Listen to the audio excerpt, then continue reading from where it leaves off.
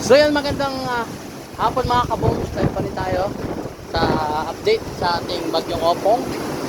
So nandito tayo ngayon sa Ampere Beach. Yan, kung mapapansin nyo mga kabooms, sobrang lalaki ng alon dito sa may harapan ko. Ayan oh, grabe.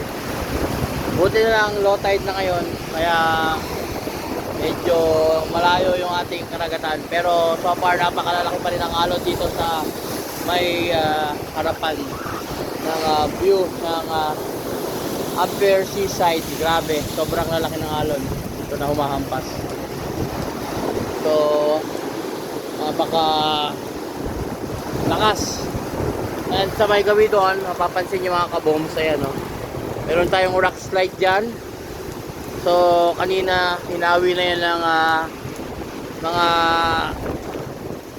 may heavy equipment mga kabooms. Ayan yung rock slide natin.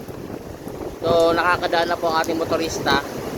O mag-ingat-ingat lang po tayo kapag marami po tayong dadaanan papuntang asiguran ng mga tabing daan mismo, lalo sa gawing Borlongan, Janet to papuntang Dinadjawan. So yun mga kabooms.